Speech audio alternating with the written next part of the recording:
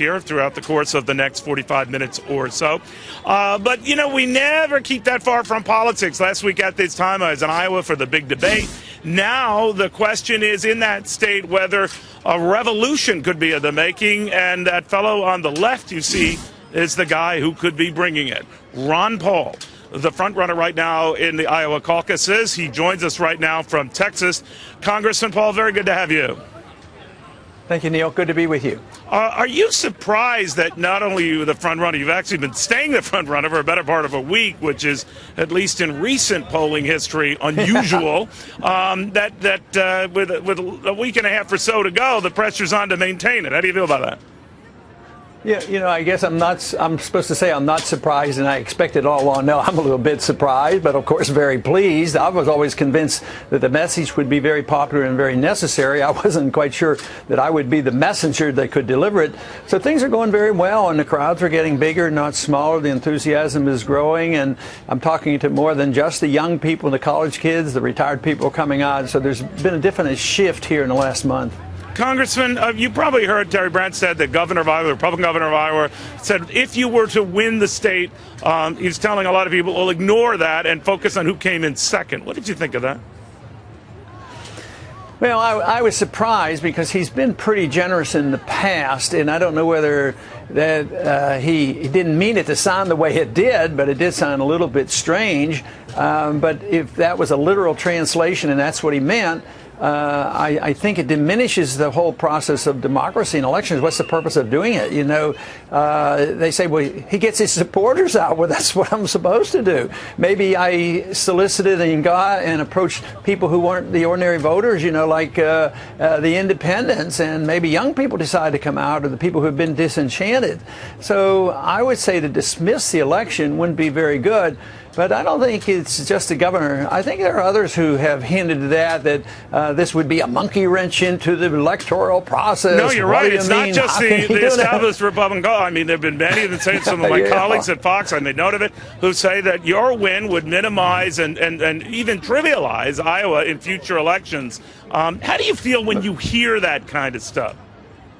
Well, you know what? At first you think, well, this is terrible. But on the second thought, sometimes this sort of helps, because it certainly helps the supporters, the people who might not have been paying much attention. You know, they might even become more energized. It certainly energizes me because, you know, I might be, you know, at a steady pace doing the same thing over and over again and not getting any extra excitement. But then you get to the point and say, boy, wouldn't that be neat if you could really beat them and have them eat a little crow? So I think this has energized the campaign and the fundraising. The other day when some of this stuff was coming out, somebody called and said, you know what, our fundraising has just gone up again. Has it really? They want us to be on television. The more this comes out, the more the fundraising picks up? Yeah, that's what's happened. So it's sort of ironic that maybe we need a few more people criticizing what's going on and express the disenchantment of my election. It'll be more fundraising and probably more TV and more votes for us. So, Congressman, when you do get to a front-runner status, as you have and are, invariably they start digging more into the past. These newsletters your name was associated with in the mid-'90s are seen as many to be racist. They say that you're a racist. How do you respond to that now? Well, I don't think anybody calls me racist. I think the charge, which could be a correct charge, is I was pretty negligent as a publisher of a newsletter, not paying more attention. Because it is a bit ironic, as a civil libertarian, you know, I'm the one that really champions civil liberties, and regardless of race, creed, or color. And, you know, even CNN, that sort of stirred this pot, did a poll the other day, and they took all the candidates, all the Republican candidates, and I came out the best of all of them in appealing to those in the minorities. So I would say that maybe what this will do is stir up the defense, because, you know, I address the drug war and how the prison system doesn't work. The judicial system is very unfair to minorities. Nobody else would dare touch that.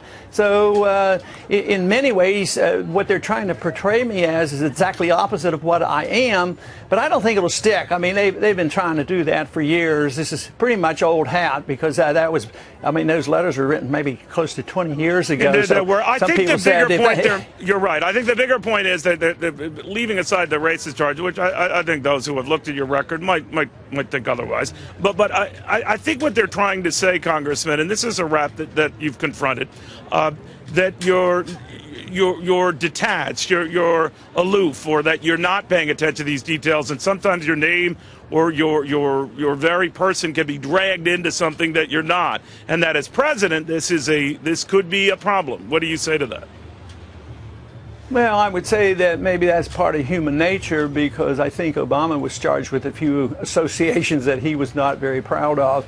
So, no, I think that if somebody thinks I'm perfect, then they're going to be disappointed. But I think in management, I've done a lot of management when it comes to my businesses, my medical profession, and my congressional offices, and we get pretty high marks. But to say that I was never negligent. Back in those days, I was practicing medicine, and though I was involved with the letter, especially on the economic issues, and wrote about the financial bubbles, which you and I have talked about so often, I did participate in that. But to really pay the close attention, and then you also have to see this in context. I've been publishing a letter, a Freedom Report plus that investment letter since 1976. And I would say percentage-wise, this is probably 1/100% or even less of all the thousands and thousands of pages written. And most people see those letters as being investment letters. They were hard money newsletters, and that's what almost anybody that knew anything about it and say, oh yeah, he had a newsletter, it was a hard money newsletter. Then let me switch gears a little bit. Donald Trump announcing he's an independent now. Many say greasing the skids for a potential independent run for president. What do you think of that? Well, to each his own. I don't know. I mean, he may do it. I doubt if he'll do it. But if he really wanted to be president, why did he walk away? Why did he become, concerned that he couldn't do it as a Republican? So I have no idea what he's going to do. And I don't think he'll be calling me for advice. I don't think he's going to come and ask for an appointment to come see me to get any advice or any endorsements. I'm not expecting that to happen. Why have you never kissed his ring like virtually all the other candidates have? Well, I just didn't think it was necessary or appropriate. I mean, how could he endorse what I'm doing? I mean, my positions are pretty much opposite of what he talks about. I mean, he doesn't believe in free markets. He likes the Federal Reserve. He's not a free trader. He likes tariffs. I mean, so there's not much that we have in common. All right, so we won't be seeing you at the Trump Tower anytime soon, Ron Paul. Pardon me? We won't be seeing you at the Trump Tower anytime soon. Oh no, not likely. I mean, if he wants to converse, I'll be glad to take his call. Very good, Congressman Paul. Thank you very much. When we come back, we're going to